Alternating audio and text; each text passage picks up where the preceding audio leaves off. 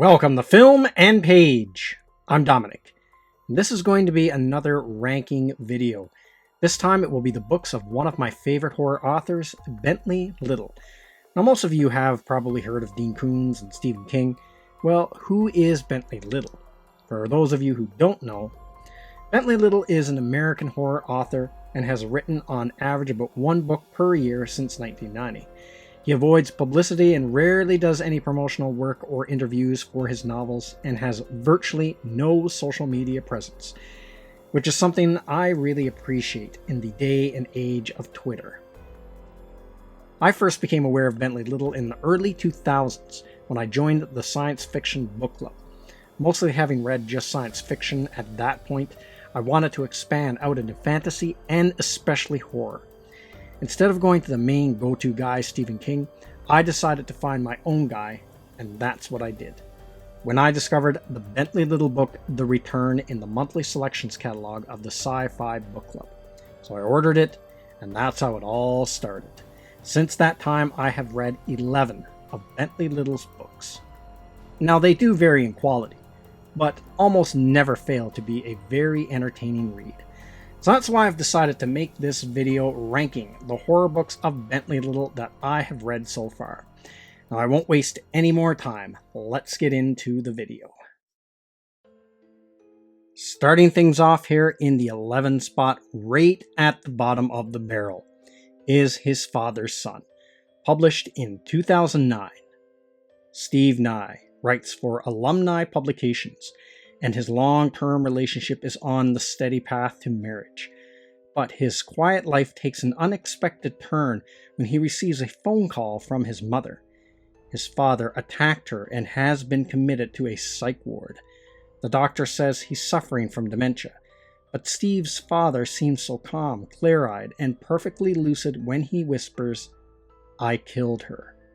Is it simply another symptom of delusion and madness?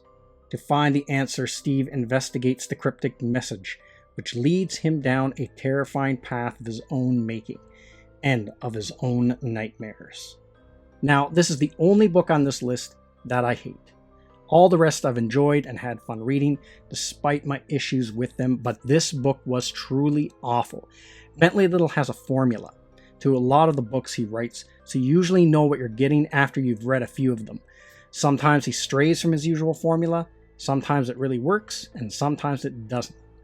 Well, in this case, it really didn't. Unlike his usual books, this one had no supernatural elements in it.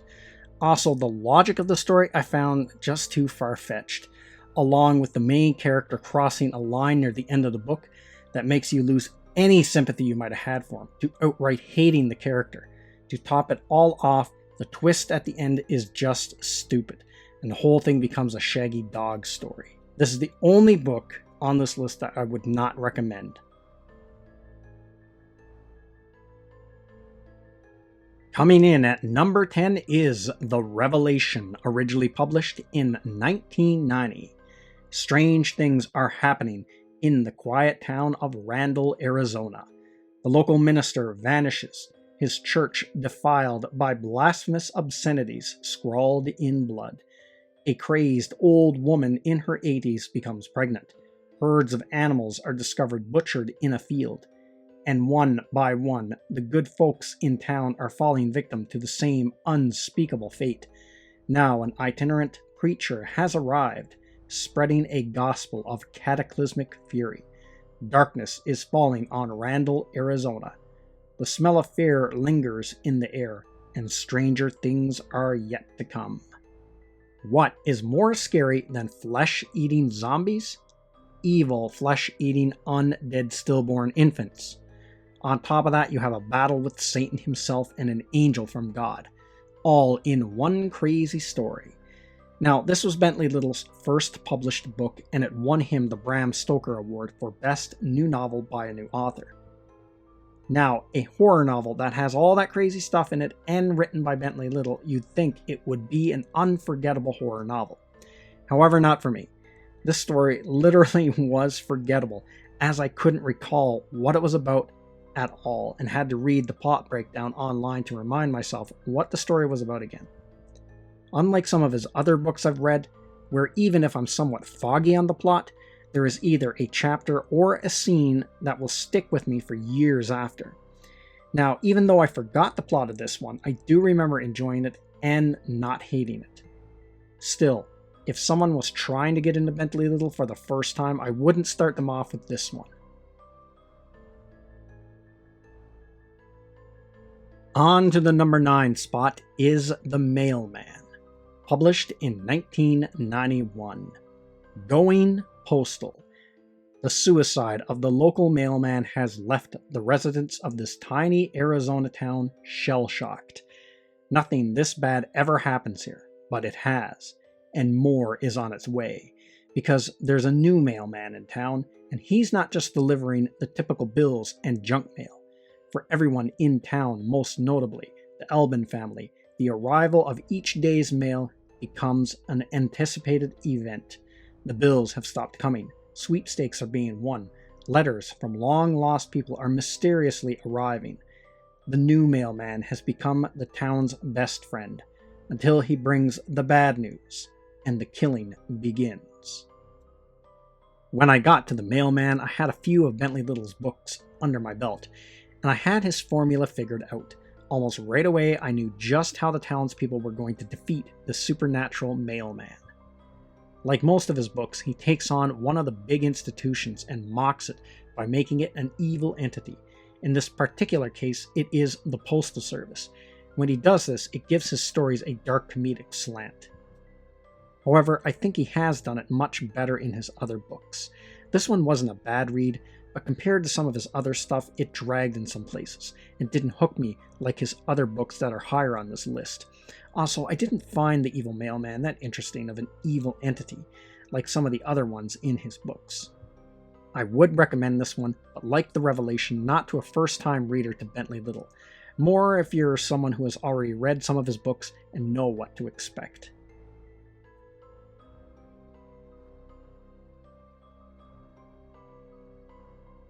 At the number 8 spot is The Haunted, originally published in 2012. Just keep repeating, there's nothing in the basement. There's nothing in the basement. There's nothing in the basement. Julian and Claire Perry and their 2 children, Megan and James, have made the move to a bigger, nicer home in their city's historic district. But something isn't right. The neighbors seem reluctant to visit. Claire can't shake the feeling that someone is watching her. Megan receives increasingly menacing and obscene texts. And James is having dreadful dreams. No wonder, considering what he's seen in the corner of the basement, staring at him and shuffling closer, ever so slowly. Someone should have warned the Perry family. Now it's too late, because the darkness at the bottom of the stairs is rising. When it comes to horror stories, you would think the idea of a haunted house would be worn out by now, but I don't think it ever will. The reason being, it is a thing everyone can relate to. Most people have had the experience of something odd happening in your home that just gives you the creeps. Whether it's an object falling or being moved without explanation, or hearing strange knocks and sounds late at night, it can really get your imagination going, and resulting in that creepy feeling coming over you. Well, in The Haunted, Bentley Little takes his crack at the idea of a house being possessed by a ghost and an even more evil entity. I have to say that I think he did a pretty good job, and there was one scene in particular near the end of the book that really creeped me out, which is always a good surprise when it happens. The one gripe I had with this book was near the beginning, one of the side characters goes on a political rant that dragged on longer than it should have, and wasn't related to the overall story. It took me out of the book, because I no longer saw the character but the author going on a political rant in his book. Despite that, a good haunted house story and a recommend.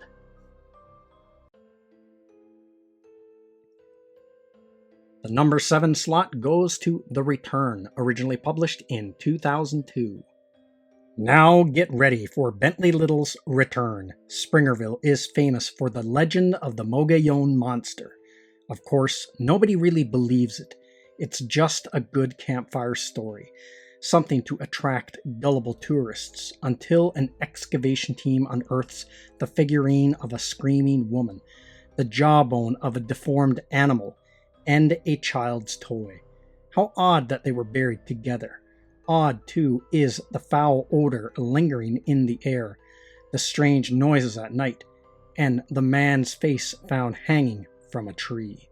Now the locals are locking their doors, because after sundown, campfire stories seem very, very real. So this was the very first Bentley Little book I read, and it's hard to believe it's been 20 years since I've read it. Now, one of the first things I noticed about Bentley Little when I read this book is that he is very good at hooking you with the first chapter. I remember reading this book's first chapter and thinking, holy shit, what was that all about? I had to keep going after that. Now, this story was a page-turner, and I loved the idea of an ancient civilization being wiped out by an evil force and was now returning to do it again. Also, I remember the cover art jumping out at me, despite it looking like it was done in Photoshop and not painted. That skull was just calling to me. However, with that said, I didn't like the way this book ended. It was very abrupt, and just how they defeated the evil in this book I thought was stupid. I remember closing the book and saying to myself, what? That's it? With such a fun story that I couldn't put down to that abrupt and stupid ending. It was like being on a roller coaster that slams into a brick wall at the end. Not only that, because of how this book ended, I almost gave up on Bentley Little as an author, and didn't pick up another one of his books for years after. However, because this was the first one of his books I've read, and I did get it through the Science Fiction Book Club, there is some nostalgia at play here, and that's why I ranked it as high as I did. Not only that, there is a chapter in this book that actually was legit scary, and creeped the shit out of me. Also, if this book had a better ending, it would be in my top 5 easy. It might even take the number 1 or number 2 spot. Now, on to the number 6 spot with Dominion, originally published in 1996. Old friends, new terrors. Dion is the new kid in school, quiet, shy, and ignored. Something else sets him apart from the others. Something frightening happening inside him, invading his dreams. But even scarier is what's going to happen when Dion wakes up. Penelope is unique. Her peers just think she's strange. Something else sets her apart from the others. It's her family, a sisterhood of women who raise Penelope from birth. They own the local winery and tell stories about the woods. Their secret is Penelope's fate. Her fate's name is Dion. As catalysts for a new dominion of incredible terror, Penelope and Dion were made for each other. Like I said earlier, the one thing I noticed right away about Bentley Little is that he likes to grab you with the first chapter. It acts like a hook and just yanks you into the story. Well, Dominion had the most memorable hook out of any of his books I read. It seared itself into my memory forever. It was disturbing and horrific for so many reasons. Also, Bentley Little, like a lot of other horror writers, almost always has some twisted sexual shit in his books. Well, in this one, he really lays it on with a trowel. Also, it is a dark fantasy story as well as just a straight-up horror story. It was interesting to see what kind of spin Bentley Little would give to the Greek gods. This one was a fun read, with a solid, dark fantasy horror story. It was also interesting to see how far the author pushed the limits on the gore combined with twisted sex. The only thing I found with this book was that in certain parts of the story it did drag a bit. Now we are heading into the top 5, and starting it off is The Resort, originally published in 2004. Welcome to The Resort. The Riata is an exclusive spa isolated in the Arizona desert, a perfect getaway from the city for people like Lowell Thurman and his family, booked for a relaxing 5-day retreat. But what unfolds is anything but tranquil. Unnerving encounters with strange employees, wild parties in empty rooms, something unspeakable in the pool. Then, one by one, guests begin disappearing. The Thurmans are afraid because, out in the middle of nowhere, with no escape and no one to hear them scream, they're left with only one terrifying choice: unlock the dark secrets of the Riata themselves before the real carnage begins. This book is an example of what Bentley Little does best when it comes to horror, taking an institution or something of the culture, taking the customs that are known to it, exaggerating it to the max, and making it horrific. This was one fun horror book, and had a lot of moments that made me laugh out loud. It was also relatable with some of the things that befell the family in this book.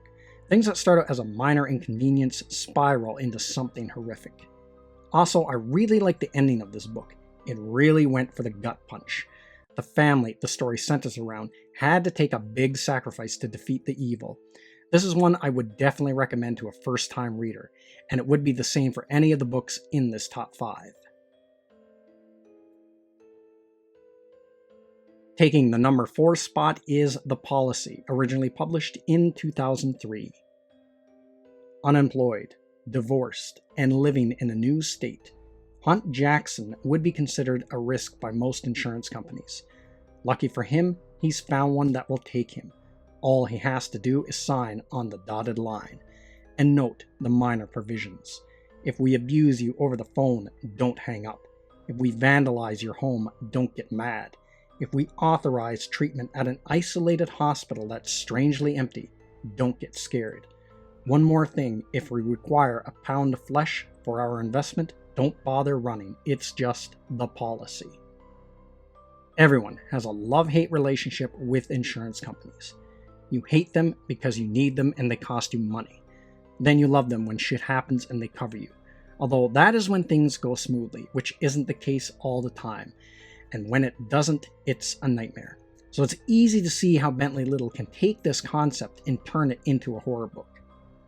I found this book interesting and have a soft spot for it because for a little while, many years ago, I sold life insurance. So I got to see a bit of the other side of that industry. It was an emotional roller coaster ride of highs and lows. When sales were good, it was the best thing in the world. And when sales evaporated, it was extremely stressful. Not only does Bentley Little weave a fun horror story, this book is also a commentary on the insurance industry, how it can be predatory, and how people are over-reliant on it, as it is such a big part of our lives, from car insurance, health insurance, house insurance, and life insurance. It's crazy when you think about it. Not only that, the cast of characters were really interesting, and I found myself really rooting for them. If you're a Bentley Little fan and you haven't read this one, or are looking for a place to start, check this one out.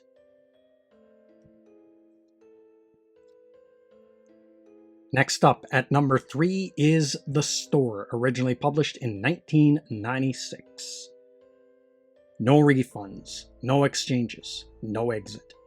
Juniper, Arizona is an off-the-map desert town the retail giant called The Store has chosen for its new location. Now everything you could possibly want under one roof at unbelievable prices. But you'd better be careful what you wish for. This place demands something of its customers that goes beyond brand loyalty. At The Store, one-stop shopping has become last-stop shopping. Bill Davis is the only one in town who senses the evil lurking within the store. But he can't stop his 2 teenage daughters from taking jobs there and falling under the frightening influence of its sadistic manager. When Bill finally takes a stand, he will get much more than he bargained for, at a terrifying cost. The store is now open for business. When I finished reading this book, I said to myself, Bentley Little must really hate Walmart. It is clear that is who Bentley Little is taking a shot at in this book, and it's brilliant. Also, I think that this is the most relatable book on this list. Everyone has gone to Walmart or a store like it. Also, we've heard the stories of how Walmart will come into a place and destroy all the mom-and-pop businesses around them. Then there are more sinister stories of the company taking out life insurance policies on its employees without them knowing about it, and cashing in after the person's death. So there's always been that sinister slant to Walmart and stores like it. There is so much fun stuff in this book, to the night managers that roam the halls of the store at night, to the store chant the employees must do, like the Walmart chant. This was such a fun read, and I knew I'd love this book before I ever got my hands on it. Also, I absolutely love the cover art for this book. It is one of the best covers I've ever seen for a horror novel, in my opinion. I just love the way the crow looks with the ominous store in the background. I just love this cover. And the story is just as good. In the number 2 slot is The Academy, originally published in 2008. With a promise of more freedom and the chance to get out from under the thumbs of a reactionary school board, the teachers of Tyler High have voted to become a charter school. Instructors and parents alike are thrilled with the prospects of independence. And yet, the formerly laid-back principal has become unusually strict. With her toadying secretary, she seems to be running the show. That isn't all. The janitors no longer work nights because of what they hear. The students are frightened by what they see, and things that defy rational explanations are happening on school grounds. But there is an explanation. It's just not something that anyone can begin to believe or hope to survive. The Academy is the second book that I read by Bentley Little.